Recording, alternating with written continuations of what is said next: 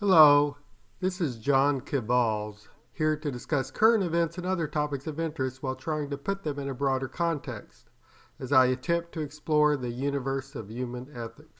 Today, I want to talk about the possible, even likely, coming apocalypse from advances in artificial intelligence, or AI.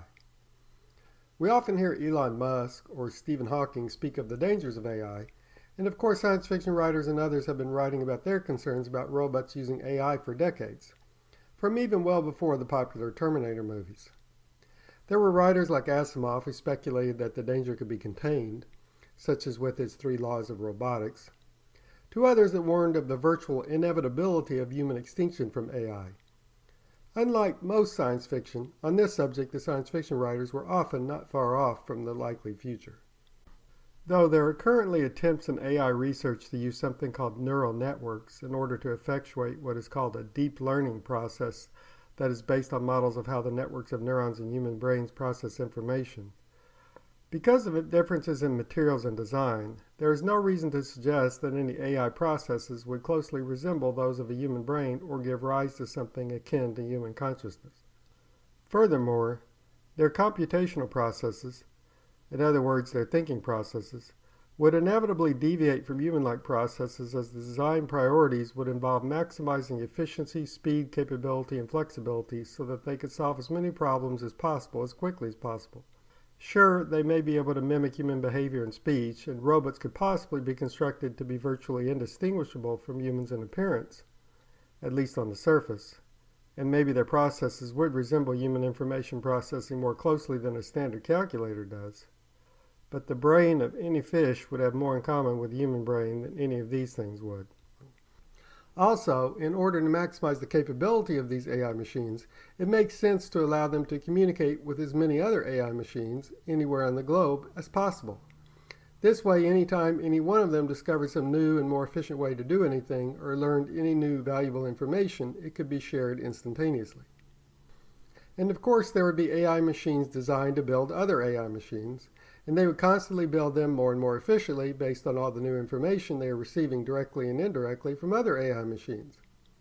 And they could take over the entire production process from mining the materials to developing the energy resources required. Given that they are not born, do not grow, do not age or die, could easily have all their parts replaced, and can be in constant communication with other AI machines anywhere on the globe, uploading and downloading data, including programs that go to the heart of how they operate and organize their models of the world.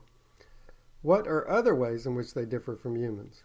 First off, it seems unlikely that an AI machine would have something like human identity, unless it were specifically programmed to have one.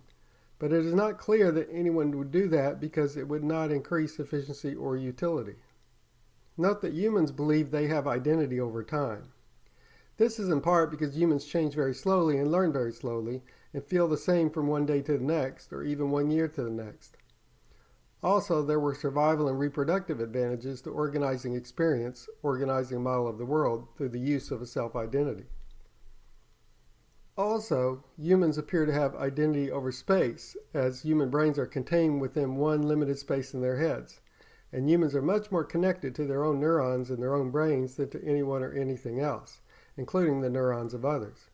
They feel separate from others as their brains, where all their thoughts originate from, are contained all in one small space that they identify as their own. Then there is the desire for survival of oneself and one's group, the survival instinct, that has been programmed into humans, as well as virtually all other animals, through millions of years of evolution, and that drives much of human behavior. An AI machine will only have a survival instinct if it is programmed into it, and there is no reason to do so, and very big reasons not to. Given that it is possible that AI machines could advance well beyond human capabilities, possibly very quickly, it would be a fool's errand to program an AI machine to value its survival or that of its fellow AI machines, as the machines could very well conclude that humans are a threat to that and eradicate humans in response. So these AI machines will likely not have a concept of self-identity, at least not one humans could relate to, and hopefully would not be programmed to have a self-preservation drive. So they would not be threats the same way another human or animal would be a threat. Yet, they would still be serious threats because of the awesome power they could wield over time, like a very powerful force of nature. But unlike most other forces of nature, we would have no means and no ability to predict their actions. Some believe that Asimov's laws of robotics could prevent the apocalypse, but it seems doubtful. Asimov's laws are: 1.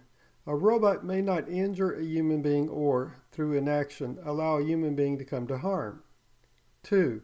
A robot must obey orders given it by human beings, except where such orders would conflict with the first law. 3. A robot must protect its own existence as long as such protection does not conflict with the first or second law. For starters, there is no guarantee that Asimov's laws would be programmed into every AI machine, and, even if they were, no guarantee that Asimov's rules would not come into conflict with each other or create ambiguity or indecision, as no finite set of rules is complete and covers every possible situation. Virtually all natural language terms and definitions, such as what injure means, are subject to interpretation. Also, the net result of any action is somewhat speculative, and the further into the future the time frame for consideration is, the more speculative.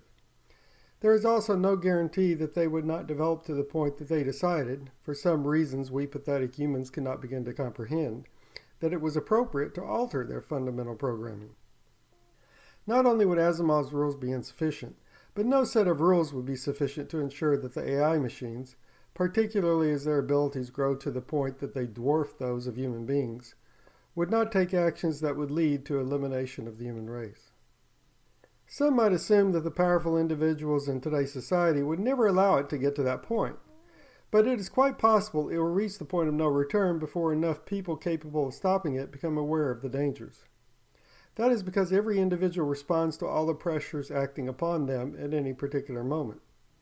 There are pressures of competition for those in charge of large corporations with respect to other corporations, and pressures on those in charge of governments with respect to other governments.